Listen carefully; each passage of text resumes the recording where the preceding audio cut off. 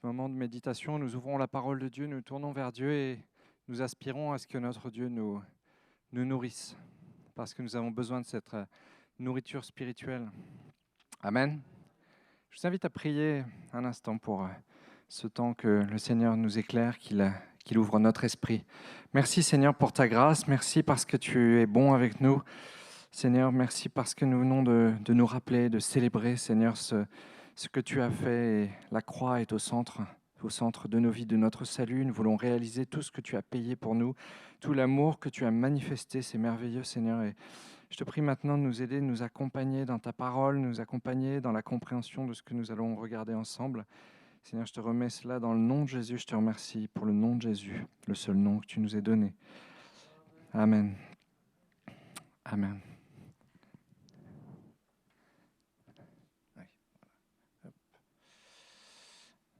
Wow. Nous allons, si vous voulez bien, prendre la suite de ce que nous avions commencé. Vous vous rappelez peut-être, il y a quelques dimanches, c'était pas la semaine dernière ni celle d'avant, c'était il y a 3 dimanches. Nous avions commencé à une série qui s'appelle « Bien dans ton zèle, bien dans tes baskets ». Alors peut-être vous ne vous rappelez pas, si je vous parle de chaussettes, peut-être ça va vous rappeler quelque chose. Je savais que les chaussettes vous marqueraient. J'aimerais qu'on prenne un autre moment de notre histoire. Vous savez pourquoi bien dans ton zèle, bien dans tes baskets, hein, c'est le texte que je vous avais invité à lire la dernière fois, c'est le texte d'Éphésiens, Éphésiens 6, au chapitre 10, à partir du verset 10. C'est ce texte que vous connaissez bien et qui nous rappelle que nous n'avons pas à lutter contre la chair et le sang, c'est-à-dire pas à lutter contre les hommes. Alors, verset 10, au reste, fortifiez-vous dans le Seigneur et par sa force toute puissante, revêtez-vous de toutes les armes de Dieu afin de pouvoir tenir ferme contre les ruses du diable, car nous n'avons pas à lutter contre la chair et le sang, mais contre les dominations, contre les autorités, contre les princes de ce monde de ténèbres, contre les esprits méchants dans les lieux célestes. Nous ne luttons pas contre les hommes, mais contre les autorités, les principautés, les esprits méchants. Verset 13, c'est pourquoi prenez toutes les armes de Dieu afin de pouvoir résister dans le mauvais jour et tenir ferme après avoir tout surmonté. Tenez donc ferme, ayez à vos reins la ceinture, la vérité pour ceinture, revêtez la cuirasse de la justice, mettez pour chaussure à vos pieds le zèle que donne l'évangile de paix. Prenez par-dessus tout cela le bouclier de la foi avec lequel vous pourrez éteindre tous les traits enflammés du malin. Prenez aussi le casque du salut et l'épée de l'esprit qui est la parole de Dieu. Faites en tout temps par l'esprit toutes sortes de prières et de supplications. Veillez à cela avec une entière persévérance et priez pour tous les saints. Priez pour moi afin qu'il me soit donné, quand j'ouvre la bouche, de faire connaître hardiment et librement le mystère de l'Évangile, pour lequel je suis ambassadeur dans les chaînes et que j'en parle avec assurance comme je dois en parler. Amen. C'est ce que disait Paul, c'est ce qu'écrivait Paul dans son épître aux Éphésiens, et il nous disait ceci, donc mettez pour chaussure à vos pieds le zèle que donne l'évangile de paix. Êtes-vous bien chaussés? Est-ce que vous avez attrapé la première paire qui s'est présentée ou est-ce que vous avez pris des chaussures adaptées pour aller là où nous allons? Il y a toutes sortes de chaussures. Il y en a qui sont adaptées à différentes circonstances. Ce que nous voulons, c'est être bien chaussés avec le zèle de l'Évangile, mais conscients de ce que nous avons mis à nos pieds, ce qui nous motive, ce dont nous avons hérité. La vie chrétienne est une marche pour laquelle nous devons nous préparer, nous équiper, nous former avec l'aide de Dieu. Et le but de ce petit parcours que nous faisons aujourd'hui, la dernière fois et les 3 prochaines fois, puisqu'il s'agit de 5 méditations, est de traverser des périodes de l'histoire de l'Église chrétienne et d'en tirer, avec l'aide de la parole de Dieu, à la fois une meilleure compréhension de notre héritage et de notre culture en tant qu'Église et en tant qu'habitants de ce pays, la France, et du coup aussi une réflexion sur notre attitude à avoir en tant que chrétien, en tant qu'Église, pour être pertinent, audible et fidèle à Dieu. Aussi, aujourd'hui, j'aimerais partager avec vous une méditation que je dirais, j'intitulerais «L'Église dans le monde, le chrétien dans le monde». Et je vous invite, le chrétien dans l'Église, pardon. Super, c'est sous-titré. L'Église dans le monde, le chrétien dans l'Église. Et je vous invite à lire un premier texte dans l'Évangile selon Matthieu, chapitre 19.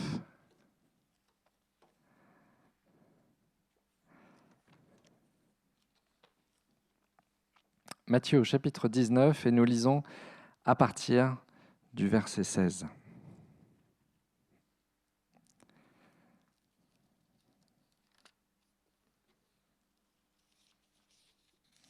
Voilà, pour les autres passages, là vous avez le sous-titrage. Pour les autres passages, vous serez condamnés à suivre dans vos Bibles, et je vous invite à avoir vos Bibles avec vous, qu'elles soient papier, numérique, comme vous voulez. C'est important d'avoir la parole de Dieu et de vérifier ce qu'on vous dit, de vous imprégner cette parole.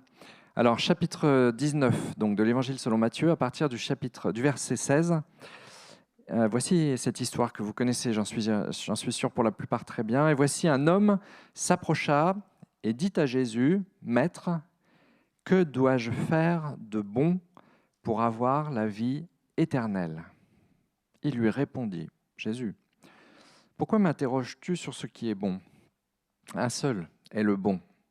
Si tu veux entrer dans la vie, observe les commandements. » Lesquels, lui dit-il.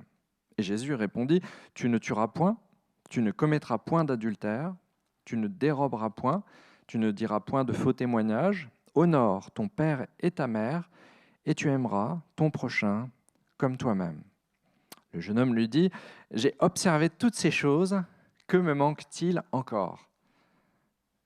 Jésus lui dit, « Si tu veux être parfait, va, vends ce que tu possèdes, donne-le aux pauvres, et tu auras un trésor dans le ciel. Puis, viens et suis-moi. »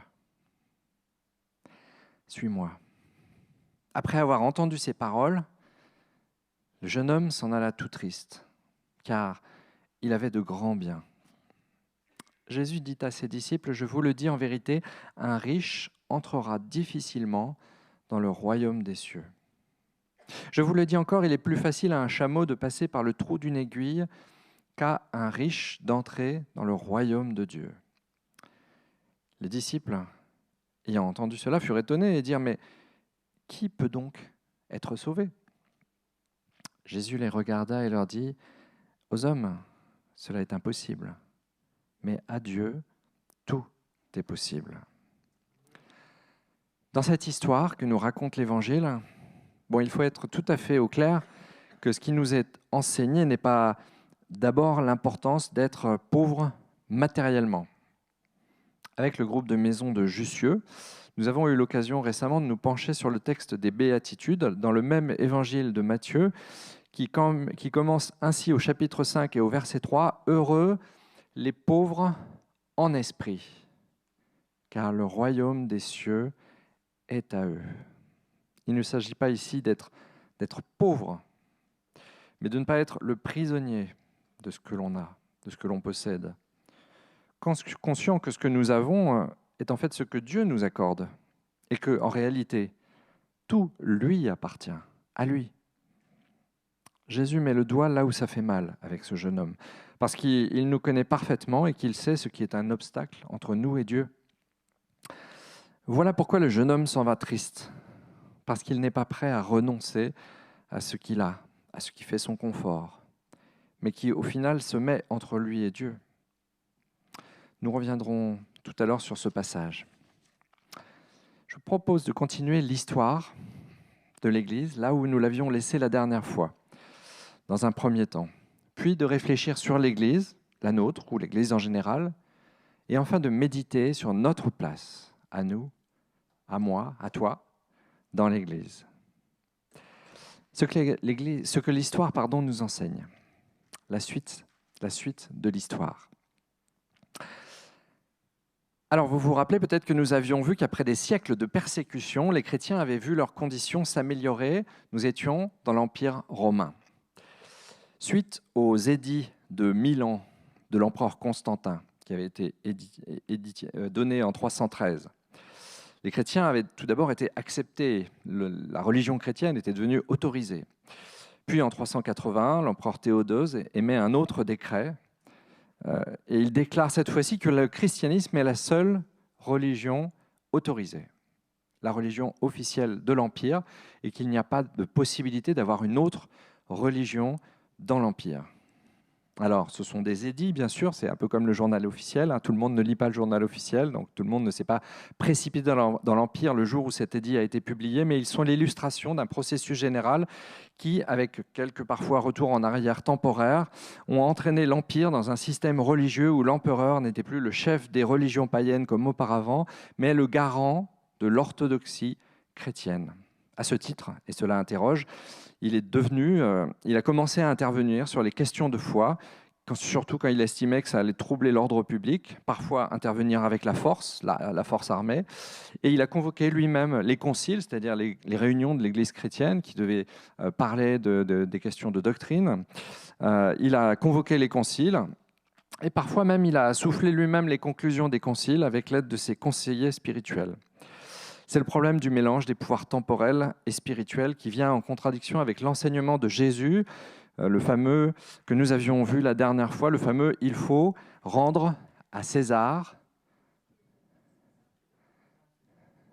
ce qui est à César et rendre à Dieu ce qui est à Dieu ». Et nous avions vu la dernière fois que finalement, c'est Jésus qui crée le concept de laïcité et que c'est ce concept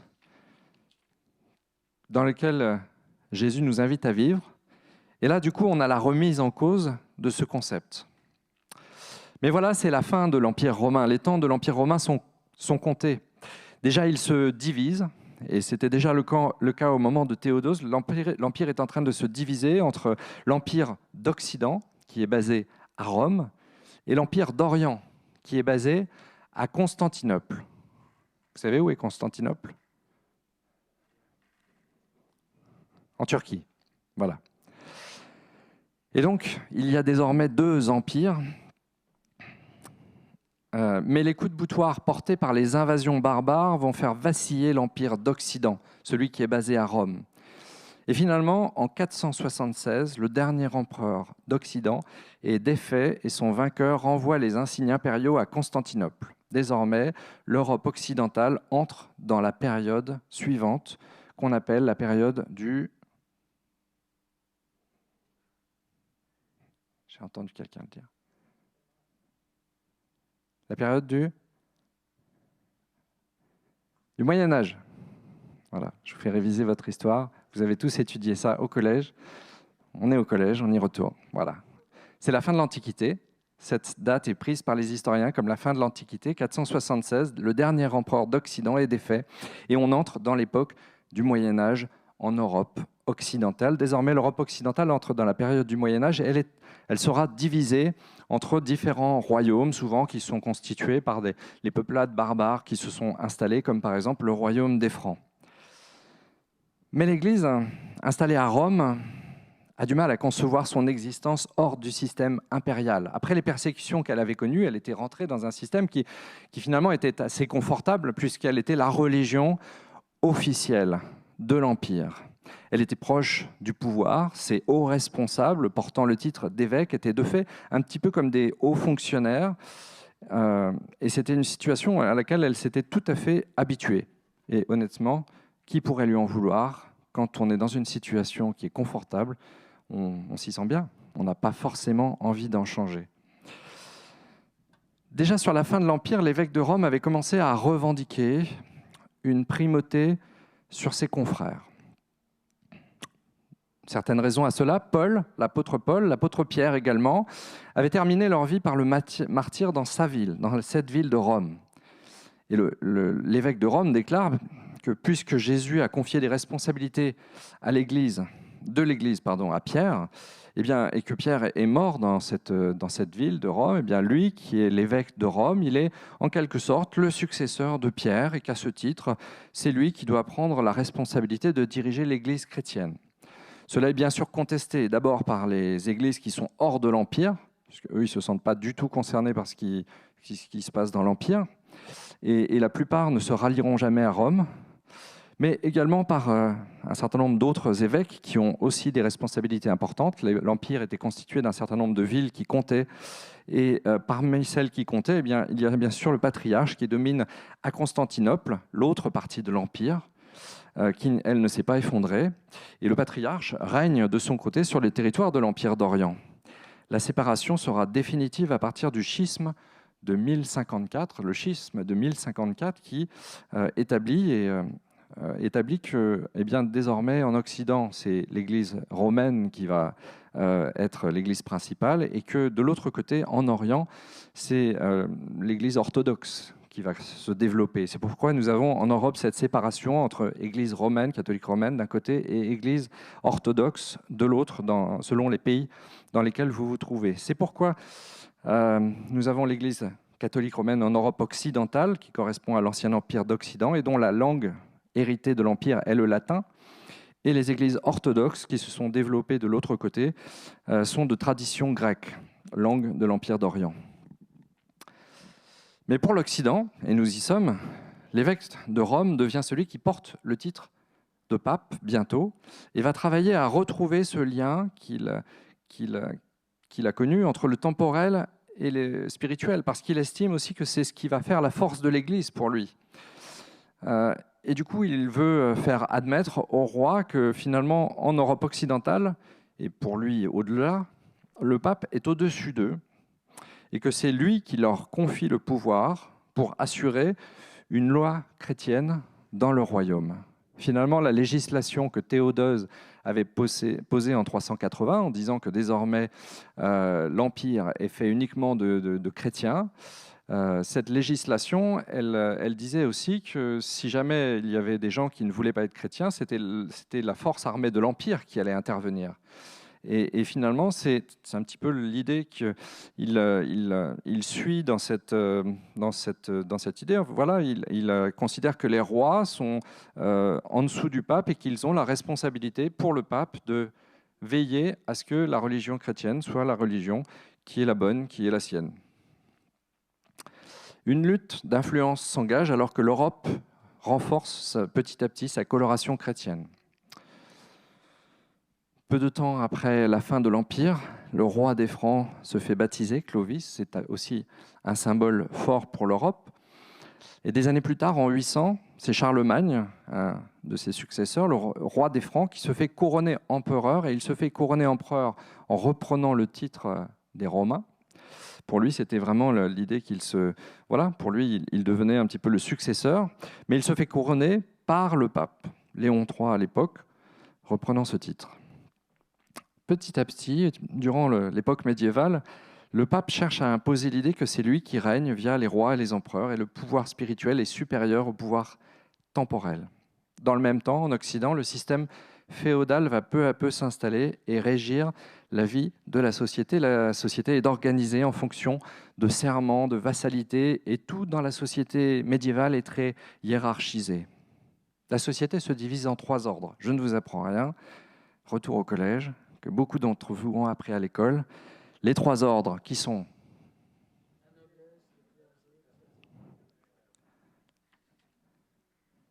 le clergé qui gère la question spirituelle, les chevaliers chargés de la guerre, de la protection des autres, et le tiers-état qui est celui qui travaille les champs ou qui est artisan.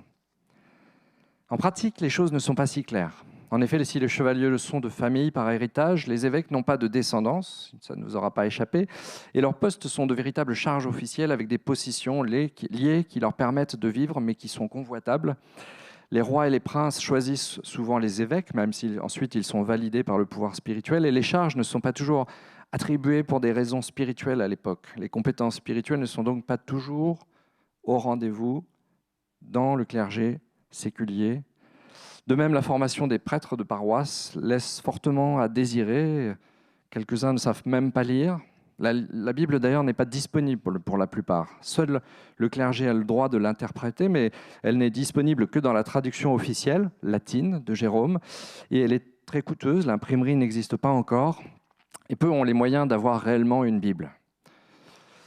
Les peuples que l'on a christianisés massivement par décret et sur décision de leurs dirigeants suivent un christianisme où l'on introduit des éléments de leur paganisme avec une coloration chrétienne, comme le culte des saints, des reliques. D'autres innovations sont introduites dans la doctrine, notamment les sacrements, qui étaient 2, le Sainte Seine, le baptême, et qui passent à 7. On rajoute l'extrême onction, l'ordination du clergé, le mariage, la confirmation, la réconciliation, qui deviennent des sacrements de l'Église et que seule l'Église, c'est-à-dire le clergé, peut administrer. Elle devient l'intermédiaire nécessaire au salut des hommes et des femmes. Le pouvoir du clergé en est donc renforcé. Pour rassurer les masses, on institue aussi, par exemple, le purgatoire. Voilà le contexte qui est en train de se dresser. Parallèlement, l'Europe se couvre d'un véritable manteau monastique.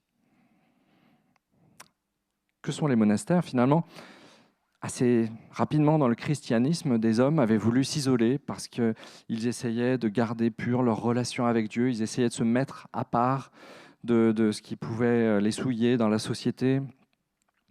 Ces ermites étaient parfois suivis par les populations qui étaient à la recherche également de ce qui est spirituel, de ce qui est pur, et qui essayaient d'en tirer un enseignement. Et bientôt, c'était la constitution de monastères qu'on avait pu voir, puisque ces ermites avaient eu des disciples et qu'ils avaient commencé à fonder des institutions. Parfois même, ceux-ci conduisent la christianisation, notamment dans les pays celtes. Mais il y a aussi une recherche, comme les ermites, donc de se mettre à l'écart pour vivre une vie plus pure, pour essayer d'être plus proche de Dieu. L'ordre de Saint-Benoît est celui qui connaîtra le plus grand développement. Vers la fin du XVIIe siècle, on compte jusqu'à 100 000 monastères bénédictins, donc de l'ordre de Saint-Benoît, en Europe. Et certains moines peuvent éventuellement contribuer à des œuvres comme des écoles ou des hôpitaux, mais la volonté majeure des bénédictins est de se retirer du monde. Ainsi, par exemple, la règle de leur fondateur édicte ceci, elle dit « Le monastère doit autant que possible être disposé de telle sorte que l'on y trouve tout le nécessaire, de l'eau, un moulin, un jardin et des ateliers, pour que l'on puisse pratiquer les divers métiers à l'intérieur de la clôture, de telle sorte que les moines n'auront pas besoin de se disperser au dehors, ce qui n'est pas du tout avantageux pour leur âme. » Voilà, c'est dans la règle de Saint-Benoît, chapitre 66, 6 et 7. Des ordres dérivés des bénédictins ont aussi connu un certain succès, comme Cluny ou les cisterciens. Voilà.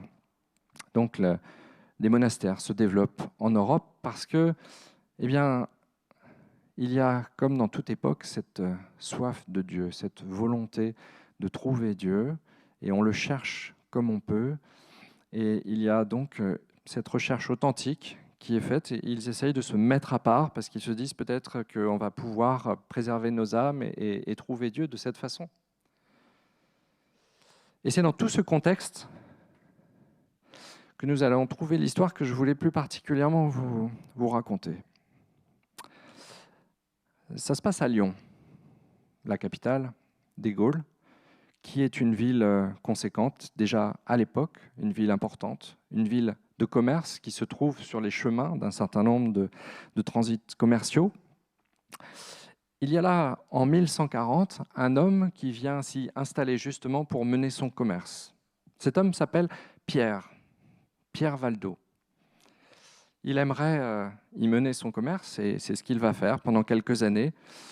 Cet homme est marié, il a une femme, donc il a deux filles. Et eh bien, son affaire se développe. Il s'y trouve plutôt heureux finalement.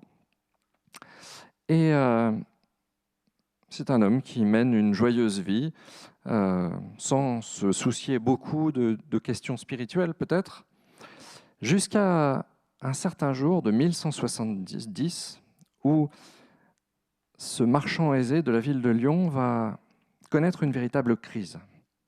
Lors d'un banquet où il est présent, une personne qui est là, qui est un de ses amis, va mourir devant lui. Et voilà sa réflexion, il se dit, mais ça aurait pu être moi qui termine ma vie si brutalement, et j'aurais dû me trouver devant Dieu, mais je ne suis pas prêt. Il réalise ça. Alors comme il est assez riche, il va faire traduire une partie de la Bible, à ses frais, en langue courante, et il commence à découvrir cette parole. Et ce qu'il y découvre le bouleverse littéralement, à tel point qu'il commence à se faire prédicateur de l'Évangile. Il partage ce qu'il a trouvé. Et puis ce n'est pas suffisant pour lui, c'est un homme du Moyen-Âge, il n'envisage pas d'aller prêcher l'Évangile et de rester en famille. Alors, bon, c'est particulier, il va placer ses 2 filles au couvent, il assure la situation économique de sa femme, et tout ce qui lui reste, il le donne aux pauvres. Et il part comme ça, fonder ce qu'on va appeler le mouvement des pauvres de Lyon. Un homme profondément touché par ce passage que nous avons partagé tout à l'heure, celui de Jésus et du jeune homme riche.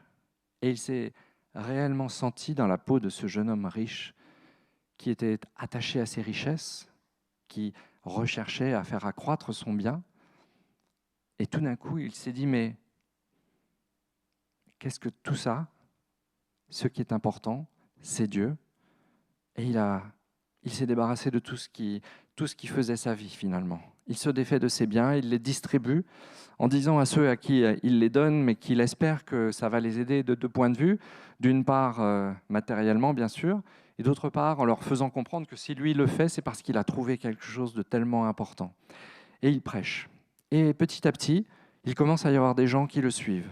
Il y a des disciples qui rentrent dans ce mouvement des pauvres de Lyon. Alors, ce n'est pas un mouvement qui se veut organisé, ce n'est pas une église naissante. Pour lui, il n'est pas du tout question de chercher à créer une église. Ce n'est pas quelque chose qu'il pourrait imaginer. De toute façon, il n'y a qu'une seule église pour lui. Mais ce qu'il a trouvé dans l'Évangile, il veut le prêcher, il veut l'annoncer. C'est quelque chose qu'il ne peut pas éviter de faire. Finalement, son évêque va s'inquiéter de ce mouvement grandissant. Il va essayer de commencer à lui parler. Il lui fait signer une déclaration de foi conforme à la foi romaine. Pierre Valdo n'y voit pas d'obstacle. Il signe cette déclaration et puis il ajoute quelques mots à la fin de la déclaration sur sa volonté de dépouillement conforme à l'Évangile pour lui. C'est-à-dire que ce qui inquiète aussi un peu son évêque et l'Église de l'époque, c'est qu'à la même période se développe en Provence le mouvement cathare, qui séduit fortement une certaine aristocratie. Le problème aussi, c'est que, on a posé tout à l'heure le contexte et vous avez vu un petit peu le rôle du clergé. Et Pierre Valdo n'est pas du tout membre du clergé. Et il était en train de faire quelque chose qui n'est pas prévu. Il est hors cadre. C'est le clergé qui apporte la parole, c'est le clergé qui prêche, c'est le clergé qui interprète la parole, et uniquement lui. Il n'est pas proposé à l'ensemble des croyants, à l'ensemble des membres de l'Église, de participer à l'évangélisation ou à la prédication. C'est pas comme ça que c'est prévu, c'est pas comme ça que ça se fait.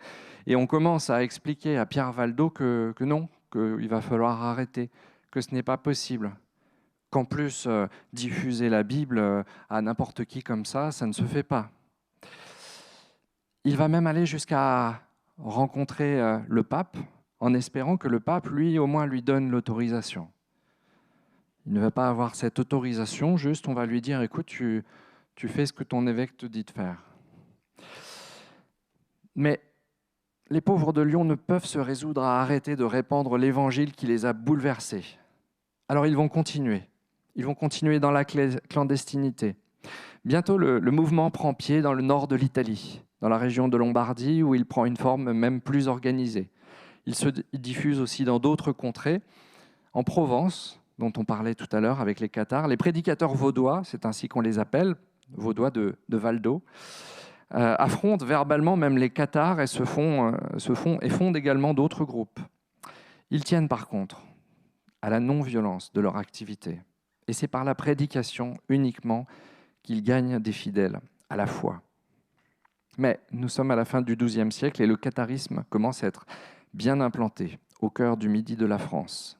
Inquiète fortement l'Église romaine, D'autres groupes du même type se développent en Europe, sans doute partie à l'origine d'une volonté de revenir à la foi primitive, mais le catharisme a été influencé par des mouvements post-manichéens. Donc le manichéisme est une religion qui était à l'origine en Perse et qui introduit dans le catharisme un enseignement qui touche au dualisme et du coup qui s'éloigne de la foi chrétienne. Le dualisme, vous savez, c'est cette notion, quand on vous dit que vous êtes manichéen, ça veut dire que pour vous, d'un côté tout est bon et de l'autre côté tout est mauvais, quoi. Il n'y a pas de compromis. Voilà. Et alors ça vient de cette religion, le manichéisme, en fait, qui voulait que le monde soit divisé en deux, et que le mal et le bien, et que tout ce qui était plutôt physique était le mal, et tout ce qui était plutôt spirituel était le bien. Du coup, le clergé cathare, ce qu'on appelle les katharos, en fait, katharos en grec, c'est les parfaits. Et donc, ils rejetaient tout ce qui était physique, notamment le mariage, parce qu'une union physique pour eux c'était vraiment très mal, et ils cherchaient voilà, uniquement le spirituel, ce qui était bien. Donc pour eux, la création, c'était pas quelque chose de bien. Voilà, ils n'imaginaient pas que Dieu soit le Dieu créateur, parce qu'ils ne pouvaient pas avoir créé quelque chose de mal, et tout ce qui était physique était mal. Voilà. Donc petit à petit, alors on a très peu de choses sur les cathares, hein. On recroise les informations pour essayer de savoir exactement ce qu'ils croyaient, parce que vous savez que l'histoire appartient aux vainqueurs et que les cathares ont disparu. Mais voilà ce qu'on a réussi à peu près à savoir sur ce qu'était le catharisme. Ne parvenant pas à garder le contrôle des régions cathares, parce que le catharisme se répand dans la Provence et séduit fortement l'aristocratie qui contrôle ces régions, à tel point que Toulouse déjà est aux mains des Cathares et d'autres grandes villes. L'Église romaine demande et obtient que soit mis sur pied, organisée, une véritable croisade, mais cette fois-ci sur le sol européen.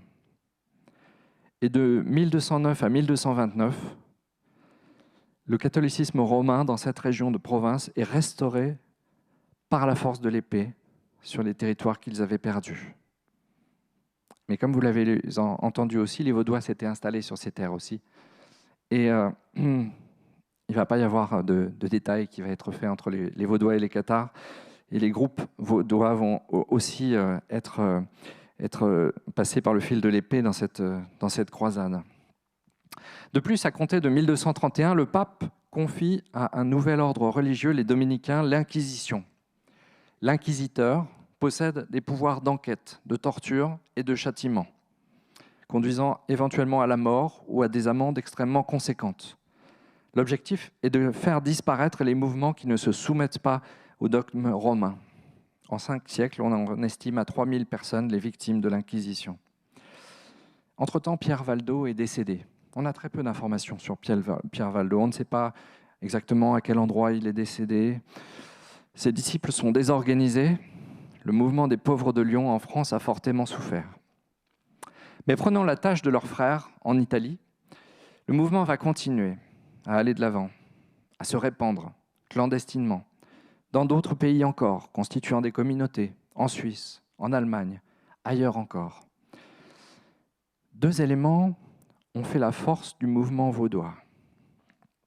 La volonté, de plus en plus grande, de mettre les écrits de la Bible à la disposition de tous, de répandre la parole de Dieu. Et deuxième élément, la suppression dans l'Église de la distinction entre un genre de clergé et le peuple. Pour finir de poser le contexte, suite à cette période, 2 ordres religieux sont constitués dans l'Église romaine, les franciscains et les dominicains, qui, contrairement aux moines qui étaient dans leur monastère, séparés du monde, sont des ordres qui, au contraire, ont pour objectif de vivre avec le peuple et constituent des enseignants beaucoup mieux formés que le clergé séculier de l'époque pour pouvoir débattre et contrer les mouvements qui ne suivent pas le dogme romain. Mais voilà cette histoire de Pierre Valdo et ce qu'elle nous enseigne. Nous avons lu tout à l'heure que nous n'avons pas à lutter contre la chair et le sang, mais que les hommes qui peuvent se trouver être nos persécuteurs, nos contradicteurs, les hommes qui peuvent s'opposer parfois de toute leur force à ce que nous puissions annoncer l'Évangile, ne sont finalement que les jouets d'une autre puissance. Il est arrivé que les disciples de Jésus viennent voir Jésus et lui disent « Mais nous avons vu quelqu'un d'autre prêcher que nous et guérir en ton nom. » Et vous savez ce que Jésus leur a dit ?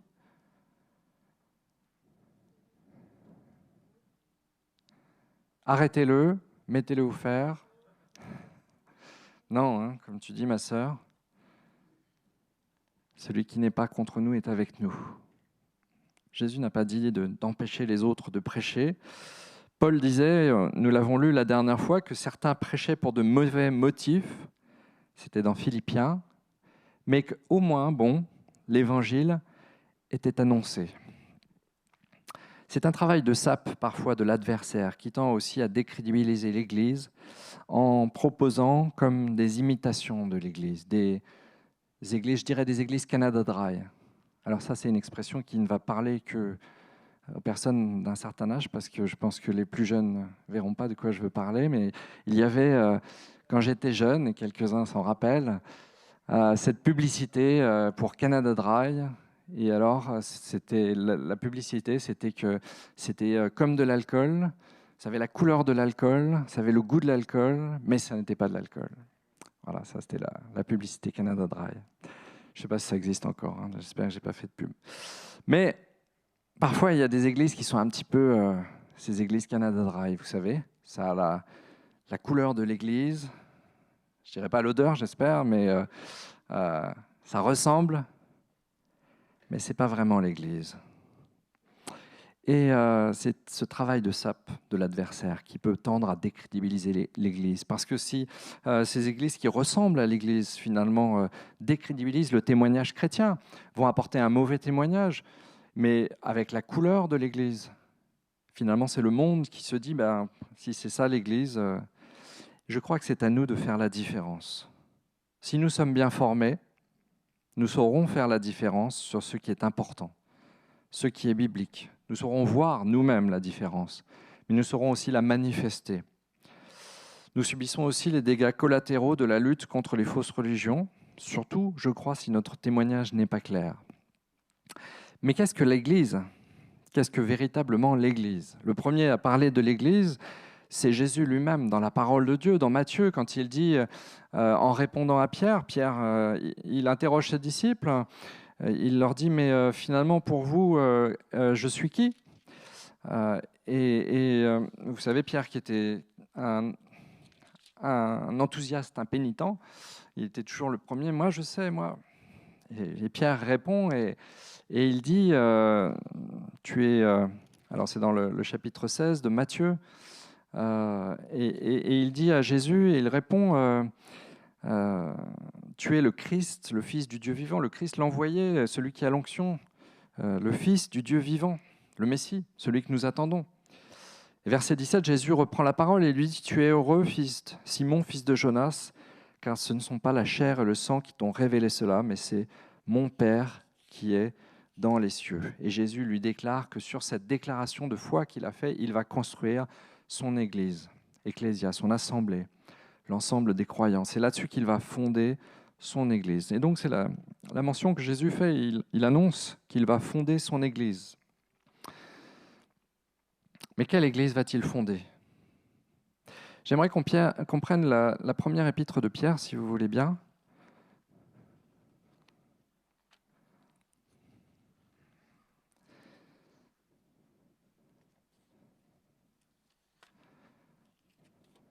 Et si j'ai pris le temps de poser ce contexte, de vous raconter cette histoire, c'est que je voulais aussi vous parler d'une expression qui n'est pas dans la parole de Dieu, mais c'est comme la Trinité, c'est pas marqué comme tel dans la parole de Dieu, mais c'est ce qui est expliqué par la parole de Dieu réellement. Il s'agit du sacerdoce universel des croyants. ce qu'on appelle le sacerdoce universel des croyances, une expression qui sera utilisée plus tard au XVIe siècle. Donc à l'époque des Vaudois, ce n'était pas encore utilisé, mais je crois que c'est ce que réellement les Vaudois ont vécu, ce qu'ils ont développé, ce qu'ils ont compris en lisant la parole de Dieu. Alors dans la première épître de Pierre, au chapitre 2, nous lisons ceci.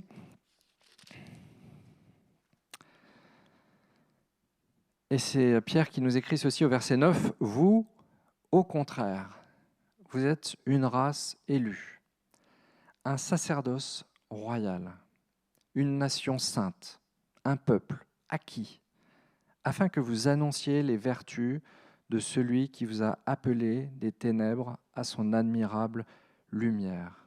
Vous qui autrefois n'étiez pas un peuple et qui maintenant êtes le peuple de Dieu. Vous qui n'aviez pas obtenu miséricorde et qui maintenant avez obtenu miséricorde. Bien-aimés, je vous exhorte comme étrangers et voyageurs sur la terre à vous abstenir des convoitises charnelles qui font la guerre à l'âme. Ayez au milieu des païens une bonne conduite, ce qu'on disait tout à l'heure, afin que là même où ils vous calomnient comme si vous étiez des malfaiteurs, ils remarquent vos bonnes œuvres et glorifient Dieu au jour où il les visitera. Vous êtes une race élue, un sacerdoce royal, une nation sainte, un peuple acquis, afin que vous annonciez les vertus de celui qui vous a appelé des ténèbres à son admirable lumière. Alors quand Pierre écrit cela, vous pensez qu'il écrit plutôt aux laïcs ou au clergé ?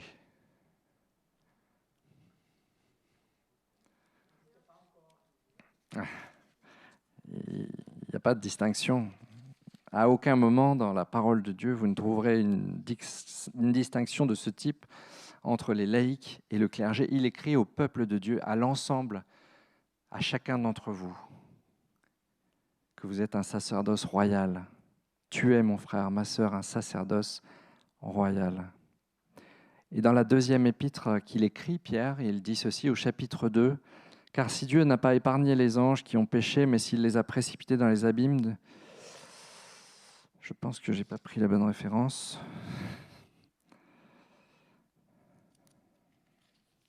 Non, pardon, au premier chapitre, il dit ceci, Pierre écrit, au verset 3, « Sa divine puissance nous a donné tout ce qui contribue à la vie et à la piété au moyen de la connaissance de celui qui nous a appelés par sa propre gloire et par sa vertu. Celle-ci nous assure de sa part les plus grandes et les plus précieuses promesses, afin que par elles vous deveniez participants de la nature divine, en fuyant la corruption qui existe dans le monde par la convoitise. » Voilà que vous étiez un sacerdoce royal, maintenant vous êtes participants de la nature divine. Amen. Et puis, vous pouvez lire également dans l'Apocalypse, au premier chapitre, ce que Jean écrit dans son Apocalypse. Verset 5, deuxième partie du verset 5, « À celui qui nous aime, qui nous a délivrés de nos péchés par son sang, et qui a fait de nous un royaume, des sacrificateurs pour Dieu son Père, à lui soit la gloire et les puissances au siècle des siècles. Amen. » Alors finalement, il y a un clergé, mais vous en faites tous partie. Vous êtes les sacrificateurs. Il n'y a pas de distinction. Vous savez d'où vient l'expression laïque ? Par opposition à clergé, laïque, ça vient du grec laos. Laos, c'est le peuple. Et donc Dieu s'est choisi un laos, un peuple, pour en faire un clergé. Et tout le peuple est son clergé. Nous sommes nous-mêmes des pierres et nous formons, selon l'enseignement des apôtres, une maison spirituelle. Et toutes les pierres font partie de cette maison spirituelle, ce temple de Dieu. Dans Pierre toujours, au chapitre 4, dans la première épître de Pierre, il nous dit encore ceci. La fin de toute chose est proche. Soyez donc sages et sobres pour vaquer à la prière, avant tout, ayez les uns pour les autres un ardent amour, car l'amour couvre une multitude de péchés. Exercez l'hospitalité les uns envers les autres sans murmure, comme de bons dispensateurs des diverses grâces de Dieu, que chacun de vous mette au service des autres le don qu'il a reçu.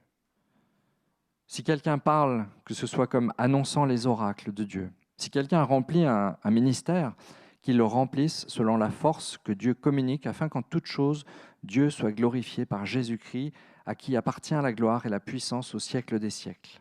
Amen. Il y a des ministères, il y a des dons, mais il y a l'amour, et c'est cette relation que nous sommes appelés à avoir les uns envers les autres. Et ce que Valdo rejette dans son genre de réforme, il préfigure la réforme en quelque sorte, c'est la hiérarchisation, ce sont les serments. Et dans les écrits des Vaudois, des disciples de Valdo, ce qu'on trouve, c'est justement ce rejet de la hiérarchie et des serments. Je vous ai dit tout à l'heure, au Moyen-Âge, voilà, on entre dans un système presque de caste où il y a des serments et les uns sont les vassaux des autres et tout se fait par serment et par hiérarchie. Et les Vaudois rejettent tout ça en disant qu'ils sont un peuple unis ensemble, les pauvres de Lyon, qui se sont dépouillés de tout ce qui faisait les artifices de leur société et de la religion de leur époque pour être simplement ce peuple que Dieu établit, une communauté de rois prêtres, d'héritiers du roi. Il y a bien sûr des services, des ministères. Alors, ministère, c'est le mot qu'on vient de lire tout à l'heure. Vous savez que dans la Bible, on trouve ce mot de ministère. Ce qui est bien, c'est de savoir ce qu'il signifie. En fait, le ministre qui a un ministère, en fait, ministre, c'est un serviteur. Donc, quand la Bible nous dit, voilà, un tel a un ministère, la Bible est en train de nous dire, un tel a un service. Et ça, c'est un mot que j'aime bien. Parce que le service, c'est ce qui nous parle de ce que nous avons à faire. Nous nous mettons au service, les uns des autres. Dans la première épître aux Corinthiens, il y a justement cette idée qui est développée par Paul. Première épître aux Corinthiens, au chapitre 12. Verset 4, Paul écrit ceci, « Il y a diversité de dons, mais le même esprit. Diversité de ministères, mais le même Seigneur. Diversité d'opérations, mais le même Dieu qui opère tout en tous. Or, à chacun, la manifestation de l'Esprit est donnée pour l'utilité commune. En effet, à l'un est donné par l'Esprit une parole de sagesse, à un autre une parole de connaissance selon le même Esprit, à un autre la foi par le même Esprit, à un autre le don des guérisons par le même Esprit, à un autre le don d'opérer des miracles, à un autre la prophétie, à un autre le discernement des esprits, à un autre la diversité des langues, à un autre l'interprétation des langues. Un seul et même esprit opère toutes ces choses, les distribuant à chacun en particulier comme il veut. Comme le corps est un et a plusieurs membres, et comme tous les membres du corps, malgré leur nombre, ne forment qu'un seul corps, ainsi en est-il de Christ. » Et finalement, un dernier passage sur ce thème. J'aimerais que nous prenions dans la première épître de Timothée ce rappel que Paul fait à Timothée. C'est que finalement, il n'y a pas entre nous et Dieu d'autre intermédiaire que Jésus-Christ lui-même. Aucun autre intermédiaire. Première épître de Paul à Timothée au chapitre 2 et à partir du verset 5, « Car il y a un seul Dieu et aussi un seul médiateur entre Dieu et les hommes, Jésus-Christ, homme, qui s'est donné lui-même en rançon pour tous. C'est là le témoignage rendu en son propre temps et pour lequel j'ai été établi prédicateur et apôtre. Je dis la vérité, je ne mens pas, chargé d'instruire les païens dans la foi et la vérité. » Voilà ce que nous dit Paul. Et si j'insiste sur toutes ces choses, c'est pour que, même si vous connaissez bien déjà ces choses, c'est important que nous réalisions pleinement que nous sommes un peuple ensemble de serviteurs, sans hiérarchie, mais servant les uns les autres selon les dons que Dieu nous donne pour l'utilité commune, c'est ce que nous venons de lire, avec les services qu'il nous confie, les responsabilités qu'il nous confie. Il y a parmi nous des frères, des sœurs qui ont des responsabilités. Je crois en fait que c'est la totalité d'entre nous qui sommes appelés à avoir une responsabilité, pas les mêmes les uns et les autres. Fabien nous conduit, c'est notre pasteur, c'est là que Dieu l'a placé. Mais nous avons tous les uns et les autres des responsabilités dans l'Église. Les Vaudois avaient compris l'importance de ne pas avoir une Église à deux vitesses. Ils avaient des enseignants, une organisation, mais tous les membres étaient impliqués dans leur foi. Amen. Quelle est la place du chrétien dans l'Église, du coup, après avoir dit tout ça? Est-ce que le chrétien est un consommateur? Quelle est la différence entre un chrétien et un consommateur? Alors, un client, quoi. On est bien placé pour le savoir parce qu'en général, on est les deux à la fois. Dans un certain domaine, on est aussi un consommateur, un client. Enfin, moi, je suis un consommateur, ça m'arrive. Je vais dans les magasins, j'en ai parfois besoin. Alors, le consommateur, c'est un client qui est servi, ou parfois qui se sert. Le consommateur, c'est le client. Vous savez, le client, ce qu'on dit, le client est roi. Wow. Bon, et puis j'ai noté une troisième chose quand même, c'est que le client, il est roi, mais bon, quand ma caissière me demande si j'ai la carte de fidélité du magasin, je me dis qu'un peu il y a tromperie sur le terme, que je ne sais pas si moi je leur suis fidèle, mais je ne suis pas sûr qu'ils me le sont. Parce que le client, bon, il est roi, mais parfois il est un petit peu manipulé quand même. Alors le chrétien, c'est pas un client dans l'Église, c'est pas un consommateur. Le client, c'est pas le chrétien, pardon, c'est pas celui qui est servi. Le chrétien, c'est un serviteur. Voilà la place du chrétien dans l'Église. C'est un serviteur. Et quand nous venons nous réunir là en Église, nous devons être pleinement conscients que nous sommes là pour être les serviteurs les uns des autres, les pauvres en esprit qui se réunissent selon l'enseignement de notre Dieu. Alors le client, il est roi. Le chrétien, c'est un fils de roi quand même. Mais il y a un roi au-dessus. Le client, il est roi, mais le chrétien, c'est vers le roi qu'il regarde, vers le vrai roi. Et puis le client, il est un petit peu manipulé, je disais. Dieu ne va pas nous voler nos données personnelles, il les a déjà. Il en fait un excellent usage, il sait déjà tout. Qui plus est, il est fidèle. On peut vraiment s'appuyer sur lui. Il y a ce passage extraordinaire dans Jean qui nous raconte ce que Jésus a fait alors qu'il savait qu'on était sur le point de le livrer, de le maltraiter, de le faire mourir. Il est avec ses disciples pour un dernier repas, la dernière Pâque, et sachant que son heure est venue de passer de ce monde au Père, et ayant aimé les siens qui étaient dans le monde, il mit le comble à son amour pour eux. C'est au chapitre 13, au début du chapitre 13, il nous est dit ceci, verset 2, « Pendant le souper, alors que le diable avait déjà mis dans le cœur de Judas Iscario, fils de Simon, le dessein de le livrer, Jésus, qui savait que le Père avait remis toutes choses entre ses mains, qu'il était venu de Dieu et qu'il s'en allait à Dieu, se leva de table, ôta ses vêtements et prit un linge dont il se ceignait. Ensuite, il versa de l'eau dans un bassin et il se mit à laver les pieds des disciples et à les essuyer avec le linge dont il était ceint. Il vint à Simon-Pierre, vous savez, l'enthousiaste. Et Pierre lui dit, « Toi, Seigneur, tu me laves les pieds ?»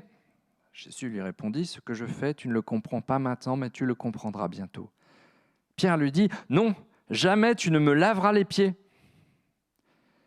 Jésus lui répondit, « Si je ne te lave pas, tu n'auras point de part avec moi. » Alors, Simon l'enthousiaste, il répond, « Seigneur, non seulement les pieds, mais encore les mains et la tête. »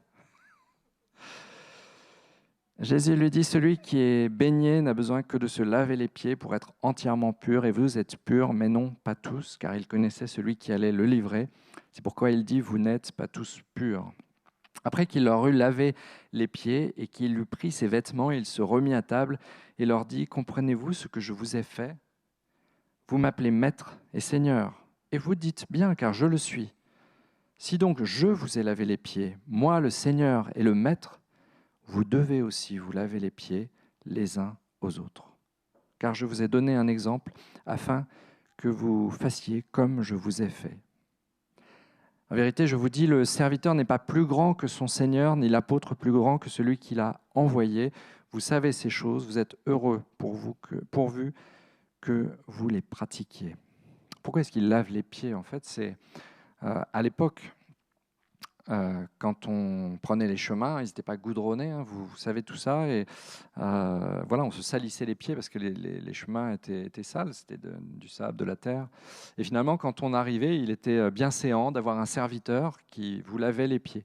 Et là, eh bien, il s'est vraiment mis dans la position du serviteur, de celui qui lave les pieds aux autres. Mais non seulement ça, mais il leur explique, en fait, voilà, moi je suis le maître, vous faites bien de m'appeler comme ça, c'est ce que je suis. Moi, je voulais laver les pieds, et c'est comme ça que vous devez faire.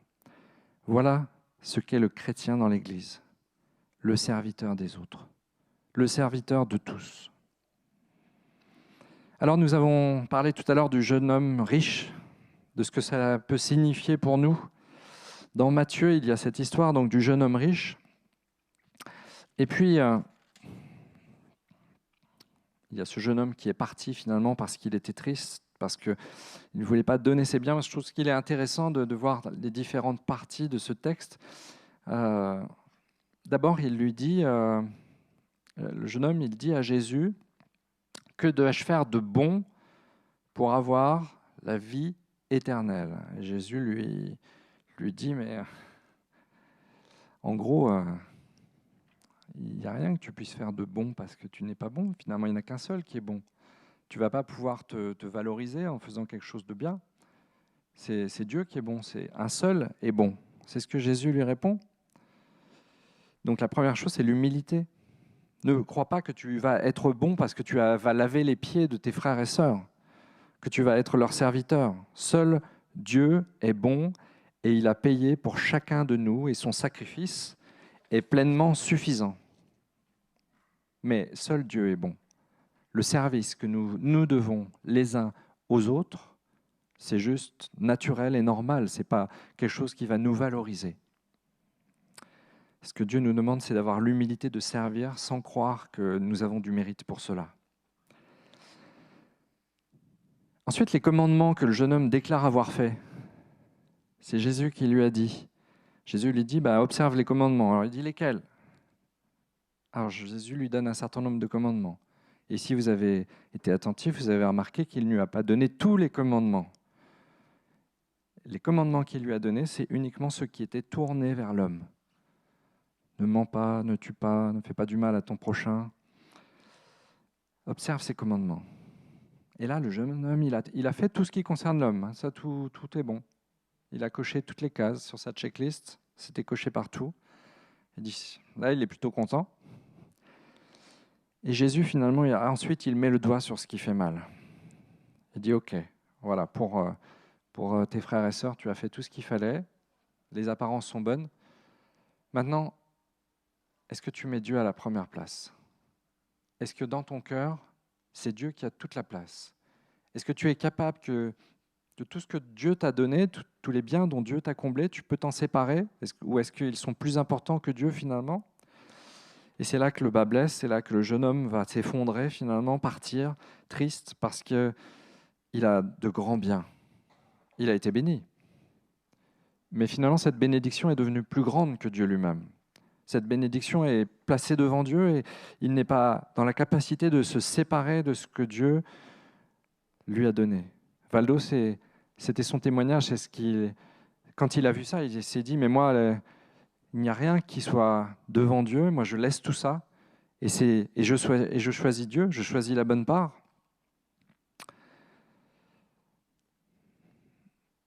Finalement, l'Église est pertinente si elle est faite de serviteurs qui veulent vivre dans l'humilité,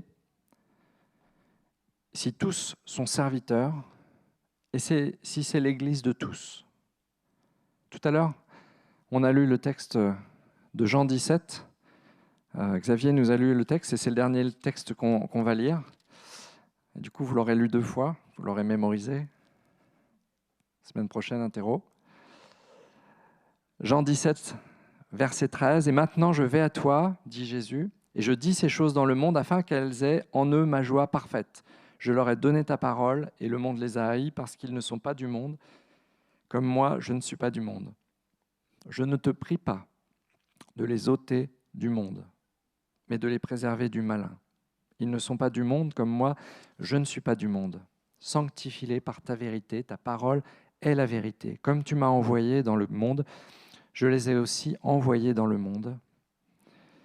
Et je me sanctifie moi-même pour eux, afin qu'eux aussi soient sanctifiés par la vérité.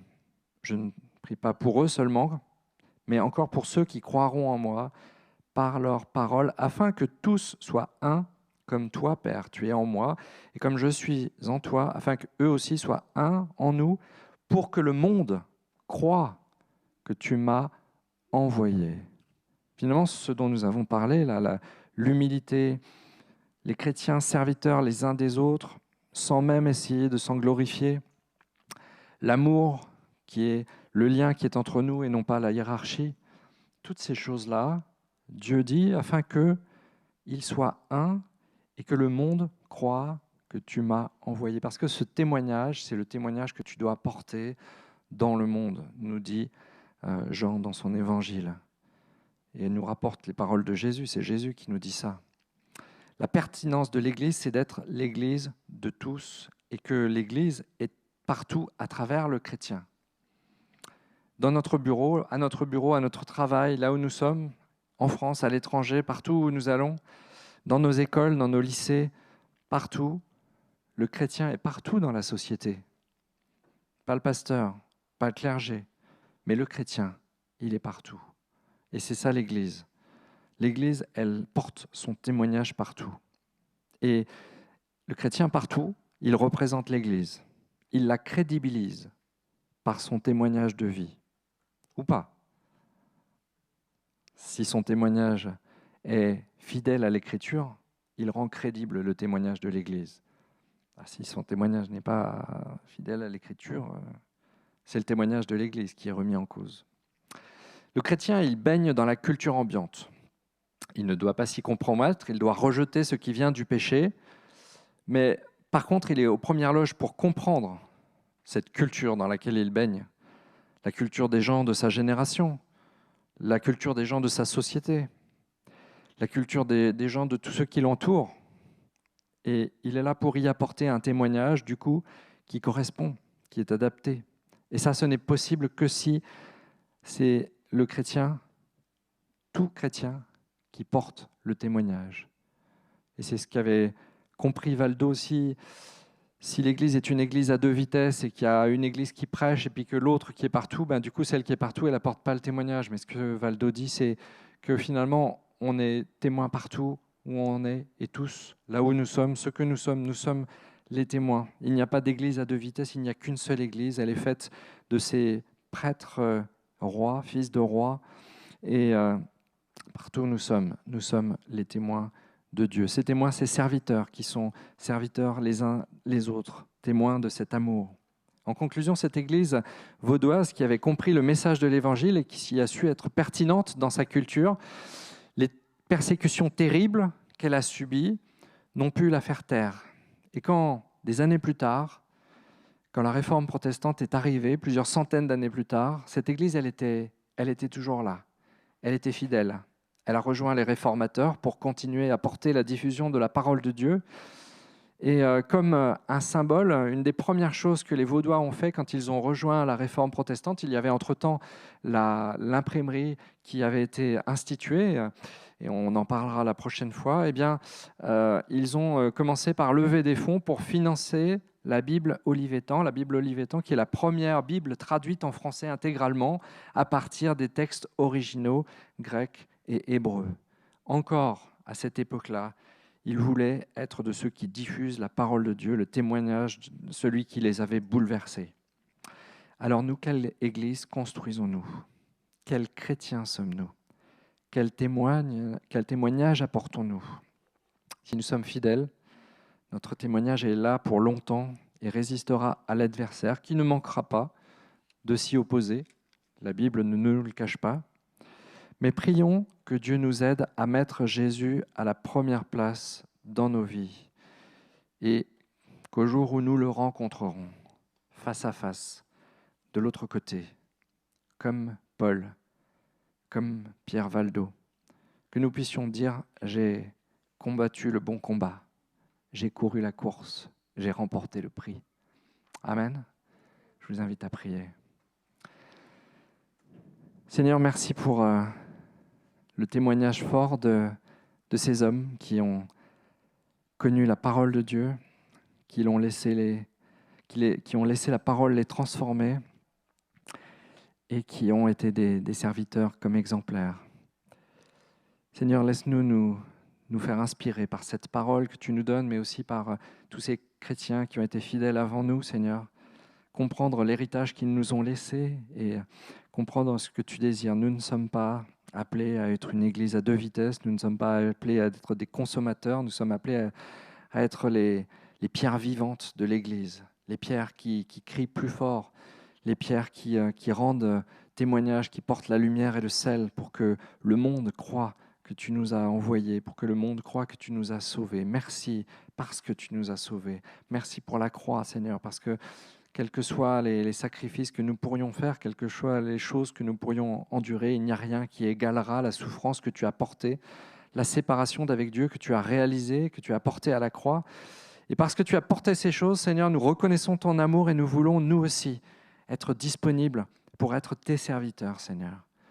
Je te remets chacun d'entre nous afin que nous puissions réaliser, Seigneur, tous ceux qui sont ici dans la salle, tous ceux qui nous écoutent par Internet, que nous puissions réaliser le sacrifice extraordinaire et tout l'amour que tu déploies encore pour nous et que nous puissions nous laisser transformer pour être un peuple de serviteurs, un peuple de sacrificateurs pour t'honorer, pour t'élever, des sacrifices de louange et que toute notre vie, ça soit cette louange que nous voulons t'élever, Seigneur.